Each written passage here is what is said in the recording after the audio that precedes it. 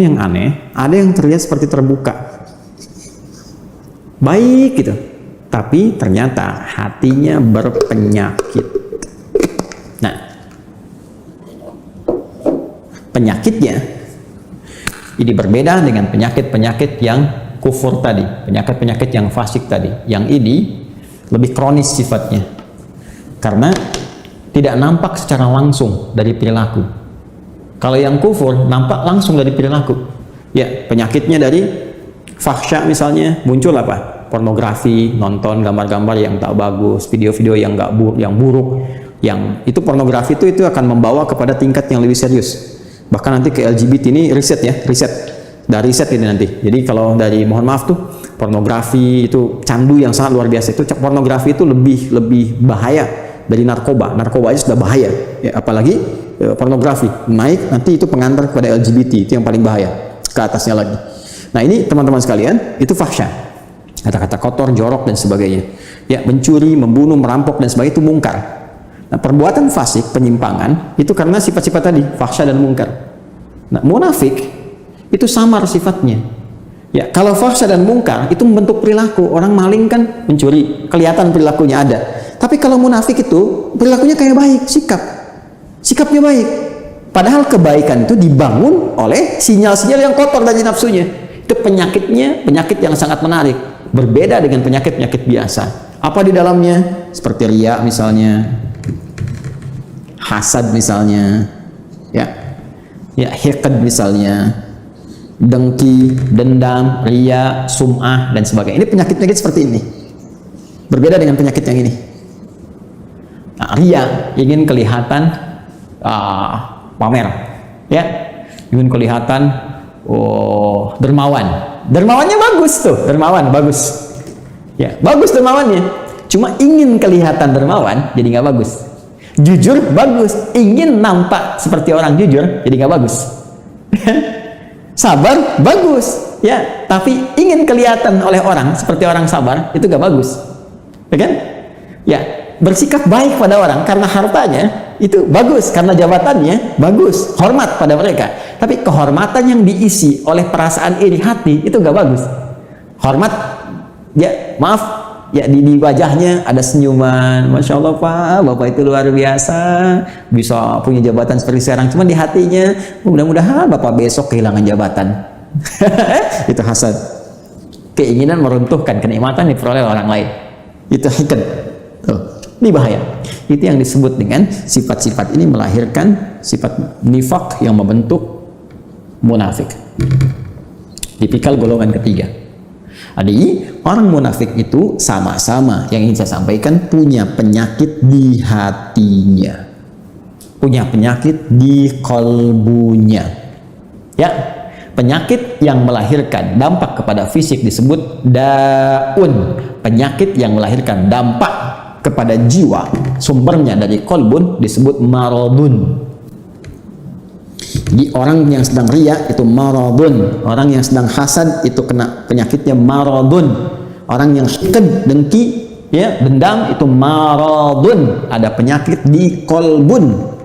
Kalau satu orang, kalau banyak orang, ya, maka jamak bentuknya dari kolbun jadi kulubun, ya, di kulubnya ada apa? Ada maradun. Karena itu kalau ditanya kemudian, kenapa orang munafik itu bermasalah imannya? Kenapa dia menipu dirinya sendiri? Di ayat 9, ya kan? Kenapa dia mencoba menipu Allah dan orang beriman? Padahal tanpa sadar dia menipu dirinya sendiri. Karena di kolbunya ada maradun. Karena di kulub mereka kalau banyak. Karena munafik menular. Kalau banyak orangnya di kulubun. Ya, di kulub hati-hati mereka itu ada penyakit maradun. Maka dijawablah dari pemaparan ini, turunlah kemudian, perhatikan ya, pernyataan tegas dari Allah Subhanahu wa taala yang mendasari pemaparan yang telah diuraikan tadi, ayat 10. Fi qulubihim marad. Fi qulubihim maradun. Ini fi qulubihim marad. Yang paling menarik di ayat ke-10 ini, yang Allah tekankannya itu yang ini, kabarnya. untuk menjawab pertanyaan di ayat 8-9 tadi. Ketika Anda bertanya, kenapa sih orang munafik ini imannya bermasalah? Ya, masalahnya apanya sebetulnya? Kan kelihatannya seperti orang baik. Di mana letak masalah di imannya? Maka Allah tekankan, hei, masalahnya di hatinya itu loh, ada persoalan. Di jiwanya. Ya, ada masalah besar di hatinya yang nggak sama seperti orang normal. Ini orang nggak normal, kelihatan baik tapi hatinya berpenyakit. Kan? Ya, ini yang ingin ditekankan. Di persoalan utama orang munafik itu ada pada jiwanya. Ini kembali ke sini tadi nih. Ini yang sedang dikuasai oleh setan dengan penguasaan yang sangat dahsyat, sehingga nggak nampak seperti orang-orang fasik, nggak kelihatan seperti orang kafir yang menutup diri, yang jelas perilakunya. Ya, jelas nih, arahnya jelas. Ini samar kelihatannya. Kenapa? Karena ada bahaya di sini nih. Dan bahayanya apa? Jenisnya. Anda bertanya lagi, apa ya Allah, jenisnya apa? Bahayanya apa? Penyakitnya bagaimana? Marad nih. Fi qulubihim marad. Nah, ini ada penyakit-penyakit samar yang nggak nampak secara langsung, nggak kelihatan. Ya, nggak kelihatan, tapi lewat perilaku itu bisa terdeteksi. Nanti yang bisa melihatnya adalah nilai-nilai keikhlasan. Benar nggak nih?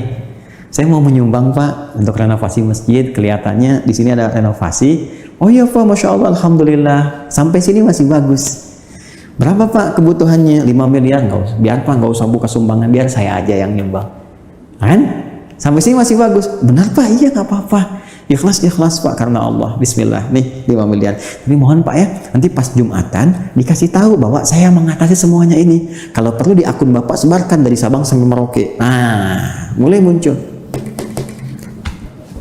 Jelas ya? Nah, ini hal-hal demikian. Nanti kalau ini dikuasai terus, dipelihara terus, maka mulai nanti muncul tindakan-tindakan anarkis dalam kehidupan. Terbawa nanti. Mula-mula nggak enak fisik. Ini penyakit munafik ini berbahaya. Marad itu lebih berbahaya daripada Ya, pusing karena penyakit fisik. Ya, telat makan, asam lambung naik, pusing dan sebagainya. Itu obatnya obat fisik. Dawa, minum sesuatu, ya enak, nyaman, sudah selesai. Tapi karena munafik, ini bahaya. Pusing karena ria, repot tuh. Obatnya nggak ada di rumah sakit. Ya, silahkan datang ke rumah sakit, konsultasi pada dokter spesialis. Saya pusing dok. Di mana Pak? Hampir semua keadaan kepala saya, depan, kanan, kiri, belakang, pusing. Apa gejala yang dirasakan? Itu Pak, kalau tetangga saya beli handphone baru, saya pusing yang kanan. Kalau dia beli kulkas, pusing yang kiri Pak. Kalau dia pesan sesuatu yang baru, oh pusing yang depan. Nah itu, ini pasti yang ini nih. Ya, ini bahaya. Fazadahumullahu marada. Kalau dia nggak taubat, terus dipelihara, dikoleksi, apalagi dihiasi oleh setan dengan hiasan-hiasan fata morgana, ya nanti dapat ini loh, dapat itu loh, ya terus dikemas seperti Abdullah bin Ubay bin Salul, ingin dapat kedudukan di Madinah, terus dia pura-pura ya beriman. Ya, supaya dapat simpati, terus pakai pakaian seperti orang beriman, supaya dapat perhatian-perhatian, dekat dengan Nabi, tapi di belakang merencanakan hal buruk, ya, anti terhadap Nabi, ya, mau bahkan mengeksekusi Nabi, bikin tempat makar kepada Nabi dan sebagainya, Masjid Dirar itu kan, dan seterusnya, sampai wafat dalam keadaan yang mengenaskan. Itu hidupnya kolokan, ya kan? Hidupnya sangat mengecewakan, bikin susah, tapi matinya begitu kolokan. Dan itu kan sifat yang menular terus tanpa batasan, waktu, dimensi dan sebagainya, terus naik dia. Makanya kalau ditemukan lagi kekinian misalnya, nah itu hati-hati. Ya, ini saya sampaikan sekali lagi untuk kehati-hatian ya, bukan menghukumi satu dua pihak. Hati-hati cara membacanya, jangan salah. Kalau salah baca berarti Anda pun sedang dikuasai oleh setan, cepat ya. Dan saya berdoa mudah-mudahan Allah membersihkan hati kita.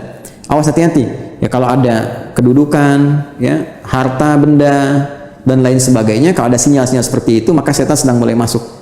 Sekali lagi saya sering katakan, ini musim-musim pilkada, kalau nanti ada bisikan-bisikan nih, wilayah pemilihnya banyak Islamnya nih, kamu pakai kerudung aja, untuk menampakkan aja kamu dekat dengan mereka. Kalau perempuan, kamu pakai peci deh, kalau bisa pakai jubah, datang ke pesantren begini, kamu untuk menampakkan aja, supaya kamu dapat pemilihnya. Ah, itu hati-hati setan tuh.